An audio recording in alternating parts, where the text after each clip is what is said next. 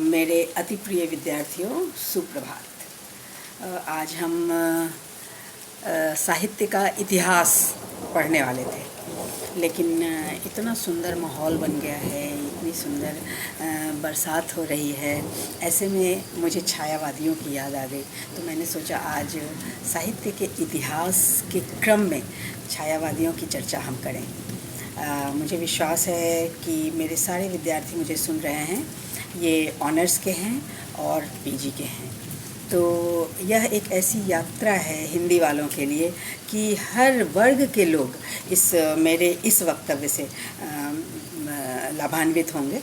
तो मैं प्रस्तुत कर रही हूँ आज के अपने वक्तव्य अपने विद्यार्थियों के लिए। वह है साहित्य का इतिहास और छायावादी आंदोलन। तो साहित्य के इतिहास के लिए हमें पीछे जाना होगा।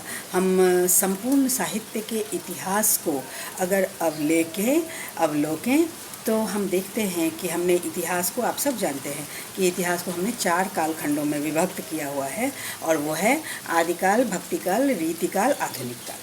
तो आदिकाल से लेकर आधुनिक काल की यात्रा में हमारे समाज ने क्या देखा, राष्ट्र ने क्या देखा, विश्व ने क्या देखा और साहित्यकारों ने क्या देखा, इसकी पूरी विस्तृत चर्चा होती है की है इतिहासकारों ने।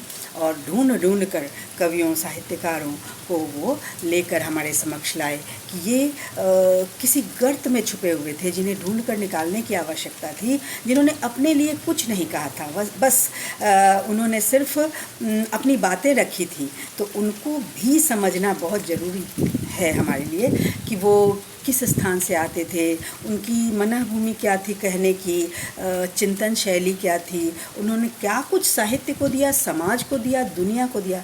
ये सब चीज़ें जानने के लिए हमें साहित्य के इतिहास में उतरना पड़ता है। तो हमने साहित्य के इतिहास को समझने के लिए और संग्रहित करने के लिए 4 कालखंडों में जो विभक्त किया है वह हैं आदिकाल, भक्तिकाल, रीतिकाल, आधुनिक काल। हम सब जानते हैं जो साहित्य होता है वह समाज का ही दर्पण होता है, और हम देखेंगे कि हर साहित्य में समाज कहीं ना कहीं से हमें दिख रहा है। समाज क्या था उस वक्त, वो किस तरह के सिस्टम में बंधे थे, किस तरह की जीवन शैली थी उनकी, यह सब साहित्य हमें दिखा देता है अपने साहित्य के माध्यम से। तो हम फिर आदिकाल में देखते हैं कि यह 2 वर्गों में ख़ास तौर से बटा हुआ है, राजा और प्रजा के रूप में, क्योंकि उस समय राजतंत्र हुआ करता था।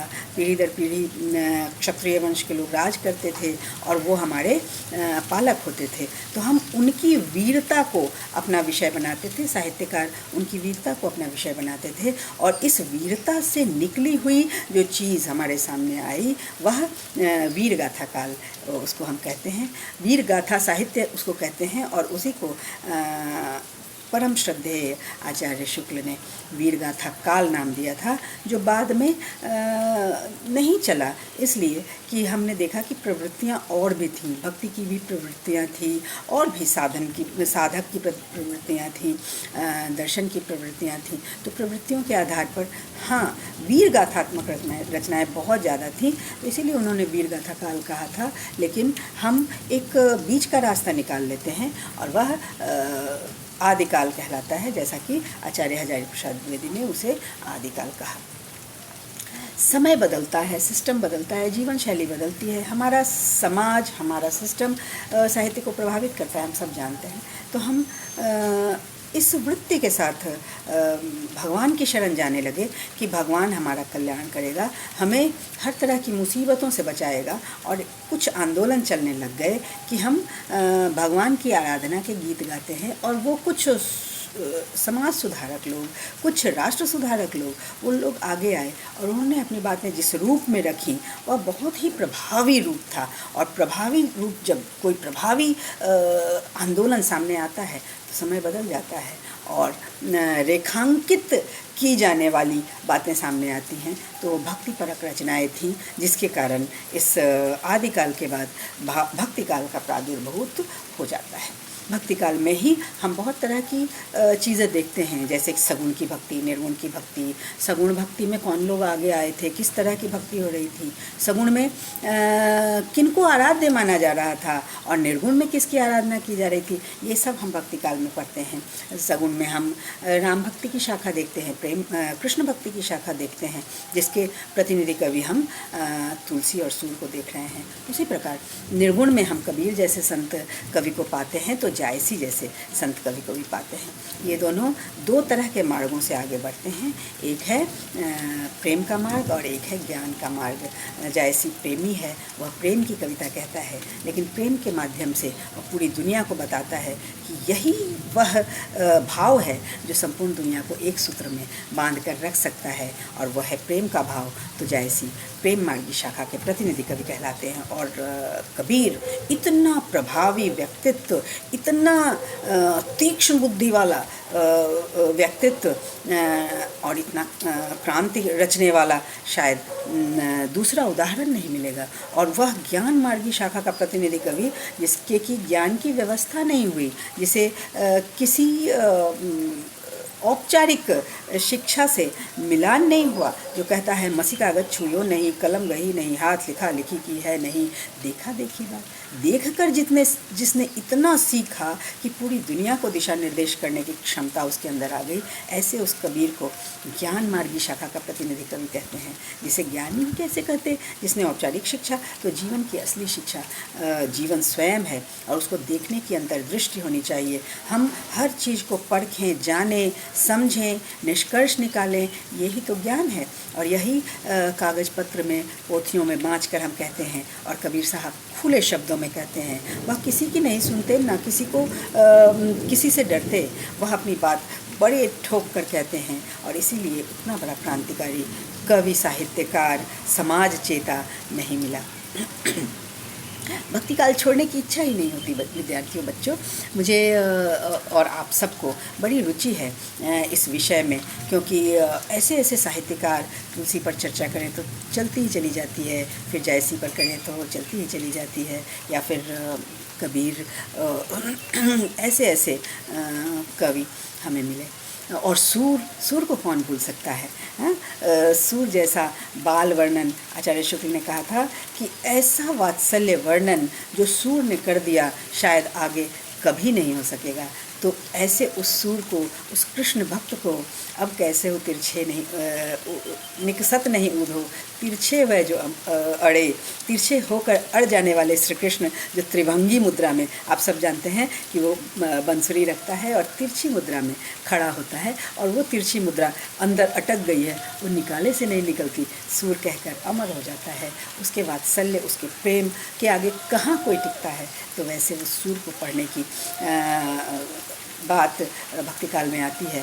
तो खैर अभी हम सूर और कबीर और तुलसी और जायसी पर केंद्रित नहीं हैं, हम इतिहास पर केंद्रित हैं, और इतिहास में छायावाद पर केंद्रित हैं। तो हम आगे चलते हैं। तो भक्ति काल को पूरे साहित्य के इतिहास में स्वर्ण युग कहा गया। यह वैसा गोल्डन पीरियड था जिसकी चकाचौंध से पूरी दुनिया चमक उठी। इतने सारे अनुवाद हुए, इतने सारे इस तरह के साहित्य, यहाँ से गीता निकल कर आती है, तो यहाँ से रामचरितमानस निकल के आते हैं, तो यहाँ से सूर सागर, तो यहाँ से कबीर बीजक। तो ऐसी इन चीज़ों की खूब अनुवाद कर के पढ़ने की परंपरा बनी थी। तो हम यथा राजा तथा प्रजा, इसमें भी हम विश्वास करते हैं। और मुग़ल पीरियड के साथ साथ उसके उत्तरार्ध में ऐसे साहित्य रचे जाने लगे जिससे कवियों की, साहित्यकारों की एक लिप्सा सामने आती थी कि वह राज दरबार में स्थान पा जाएं। तो राज दरबार में स्थान पाने की इच्छा से जो साहित्य रचा जाएगा, तो उसमें कहीं ना कहीं कोई कमी रह जाएगी, क्योंकि उसमें साहित्य बोध इतना नहीं रहता, लालित्य रहता है, किसी को खुश करने की बात रहती है, लेकिन उसमें वह मूल्य नहीं रहता, जो मूल्य, जो आदर्श, जिस आदर्श स्थिति के लिए हम सब जाने जाते थे, हमारी संस्कृति जाने जाती थी, उसके लिए वह अध्याय, रीतिकाल का अध्याय, कोई बहुत उत्तम अध्याय नहीं था। लेकिन उसका कला पक्ष बहुत मजबूत था। उस समय जो चीज़ें लिखी गई और शास्त्रीय दृष्टिकोण से लिखी गई, क्योंकि वह कवि भी जानता था कि वह साहित्य के लिए कुछ नहीं दे रहा है, तो उसने कला पक्ष को मजबूत किया। कहता है, आगे के सुकवि रिझिए तो कविताएं, न तो राधिका कन्हई सुमिरन को बहानो है। वह राधा कान्हा को अपना आलम्बन मानकर उनके ऊपर रचनाएं करता था, भले ही विषय वस्तु उन राजाओं, उन लुटेरे राजाओं को खुश करने के लिए विषय वस्तु वैसे चुने थे उन्होंने। राधा कृष्ण के बहाने वो बहुत ही नग्न वर्णन और हमारी संस्कृति से मैच करता हुआ भावभूमि, करती हुई भावभूमि पर वो नहीं जा रहे थे, लेकिन उन्होंने कला को उत्कृष्टता प्रदान की, ऐसी ऊंचाई दी जिसके लिए काव्य शास्त्र की पढ़ाई हम करते हैं, जहाँ से हम छंद, लय, ताल, अलंकार, वक्रोक्ति सब चुन चुन कर लाते हैं और कविता में पिरोकर अपनी कविता को समर्थ और सुंदर बनाते हैं। तो ऐसे उस काल को हम भूल नहीं सकते थे। फिर हम रीतिकाल से आधुनिक में हमने पहले कहा था, यथा राजा तथा प्रजा। जब मुग़ल पीरियड आता है तो मुग़ल पीरियड के साथ ही बहुत सारे शोषण का चक्र चलता है, और यह शोषण का चक्र साहित्यकार बहुत हृदय से महसूस करने लगते हैं कि अब समाज को चेतन करने का समय आ गया है। समाज को, इस भारतवर्ष को समझना होगा कि हम भारतवंशी हैं, हमारी ही यह मिट्टी है जहाँ ये लोग बाहर से आकर हम पर शासन कर रहे हैं, तो हमें इस शासन से मुक्त होना है, हमें इस गुलामी से मुक्त होना है। हमें क्षमा करना बच्चों, स्क्रीन पर कुछ आ गया है जिससे कि दिख नहीं रहा, तो मैं आगे बढ़ती हूँ कि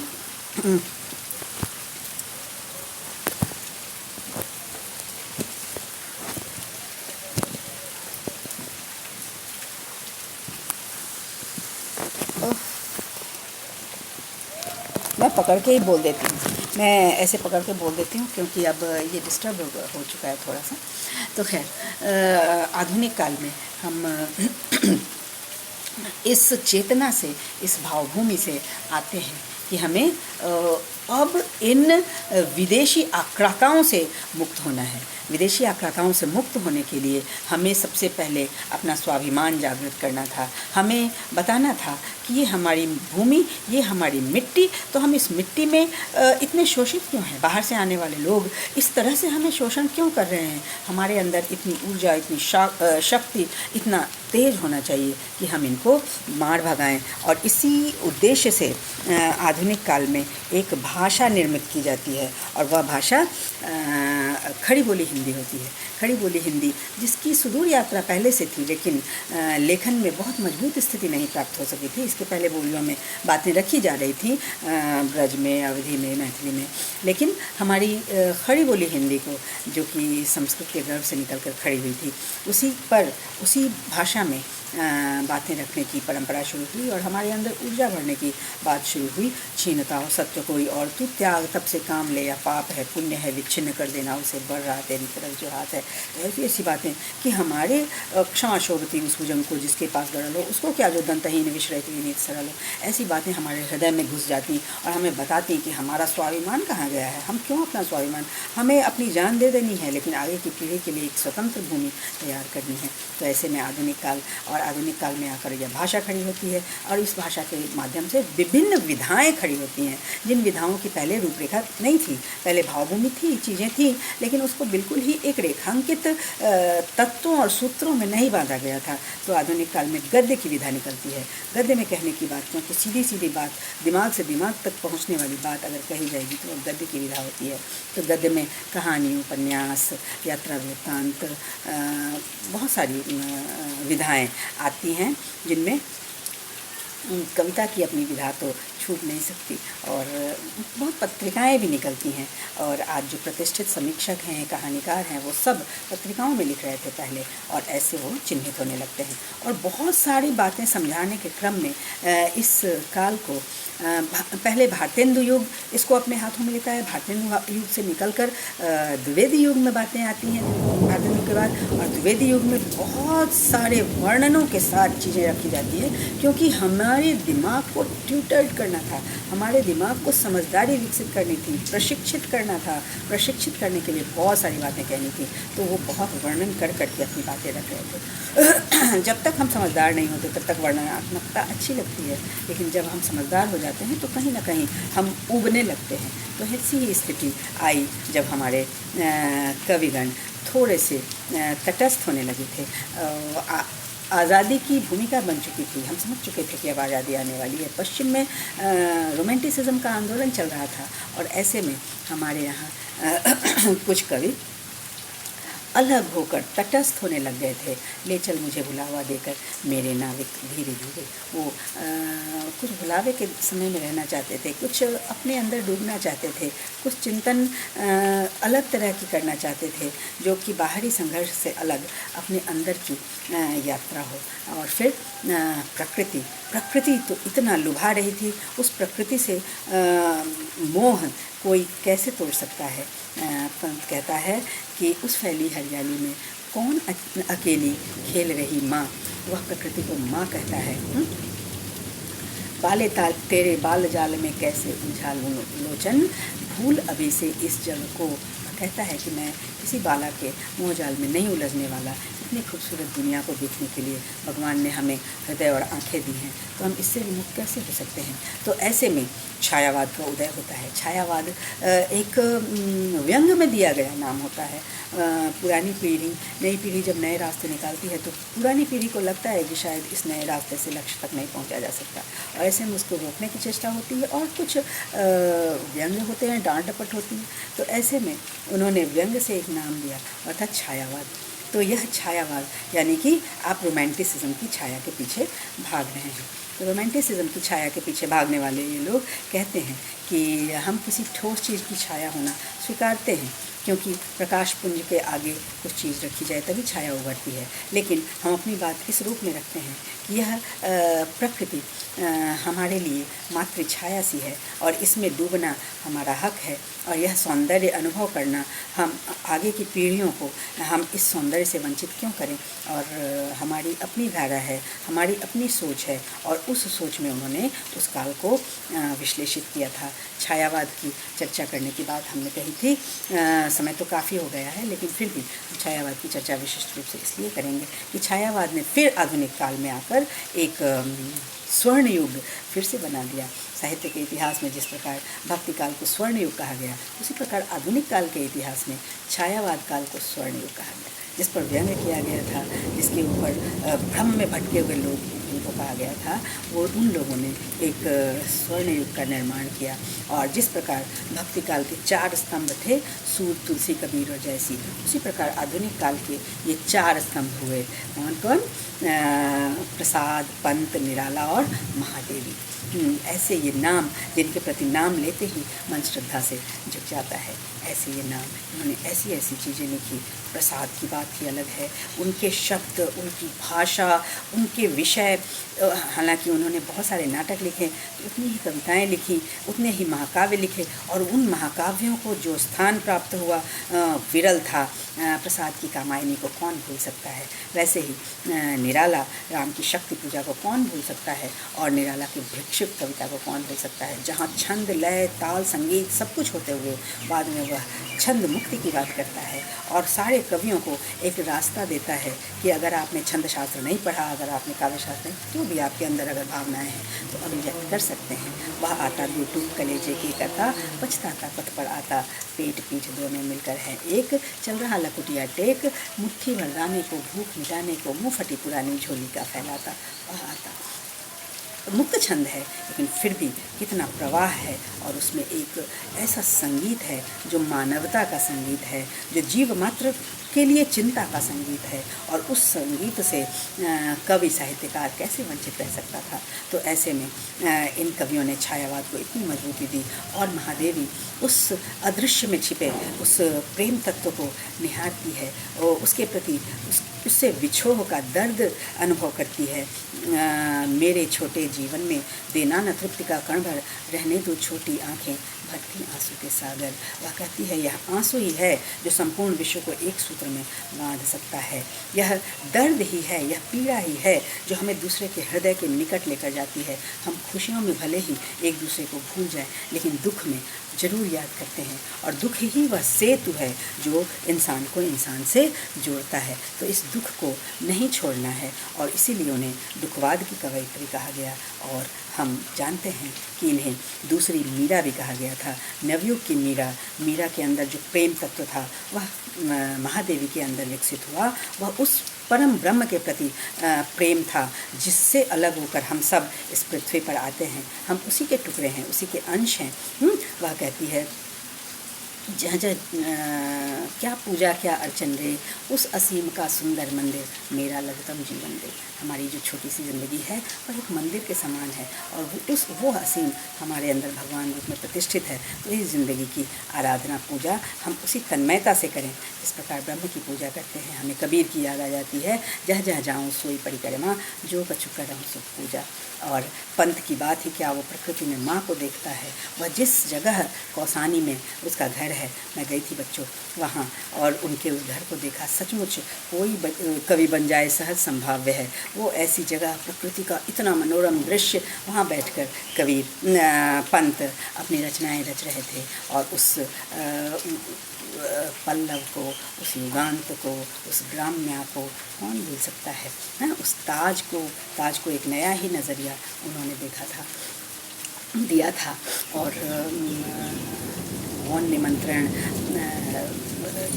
गंगा विहार, सब कुछ पंत को छायावाद से कैसे अलग कर सकते हैं। लेकिन पंत भी बाद में प्रगतिवाद के वाही बन जाते हैं निराला की तरह, और वह जीवन में रोटी की ज़रूरत महसूस करते हैं ज़्यादा उन पत्तों से, उन तितलियों से, उन चिड़ियों से, उस बादल के गर्जन से, उस खूबसूरत प्रकृति से आगे निकलकर कितनों चिड़िया उड़े आकाश, दाना है धरती के पास, वह धरती के ऊपर उतरते हैं और ग्राम्या जैसी चीज़ लिख देते हैं। वह युगांत जैसी द्रुत झरो जगत के जीर्णपत्र, वह जीर्णपत्र को झड़ जाने की कामना करता है, नव पल्लव को उदित होने की कामना करता है। तो ऐसे इन कवियों से सजा हुआ यह छायावाद प्रसाद निराला पंत महादेवी, इन्होंने स्वर्ण युग का एक निर्माण किया था। बच्चों, मैं आज यह वर्ग यहाँ ख़त्म कर रही हूँ, और आपको फिर नई यात्रा पर लेकर चलेंगे हम, जब हम कहीं केंद्रित होंगे, या तो भक्ति काल में, या फिर छायावाद के किसी एक कवि में, या फिर ऐसे विविध चरणों पर हम आगे, हमने क्लास में भी पढ़ाई की है, हम इस तरह से भी जुड़े हुए हैं, और निरंतर जुड़े हुए हम अपनी बातें कह सुन रहे हैं। यह एक अवसर है जब हम दूर रहते हुए भी अपना नैकट्य बनाए हुए हैं, अपनी पढ़ाई जारी रखे हुए हैं। ये क्लासरूम आप सब जानते हैं, हमारा क्लासरूम व्हाट्सएप पर तो न जाने कब से चल रहा है। ये तो सिचुएशन अभी आया, ये समस्याएं अभी आई हैं, लेकिन आप और हम 24 घंटे जुड़े रहते हैं। आपके लिए स्वतंत्रता है, आप जब भी अपने प्रश्न व्हाट्सएप पर डालना चाहते हैं डालते रहिए, और आपने पहले भी डाला हुआ है, और मुझे जब सुविधा हुई है मैंने उसका जवाब दिया है, और हमारा यह आदान प्रदान चलता ही रहेगा, चाहे यह लॉकडाउन ख़त्म हो जाए, चाहे समय बदल जाए, चाहे जो भी हो, लेकिन हम इसी प्रकार जुड़े रहेंगे बच्चों। तो मैं आज अपनी बात यहाँ समाप्त करती हूँ, और मैं आशा करती हूँ कि आप सब इसको ध्यान से सुनेंगे, और फिर से कुछ प्रश्न बने तो आप व्हाट्सएप पर डालें, मैं उसकी समीक्षा करके आपको जवाब दूँगी, और हम सब इसी प्रकार पढ़ते पढ़ाते रहेंगे, और अलग होकर, अपने घर में बंद होकर भी राष्ट्र में अपनी भूमिका अदा करते रहेंगे।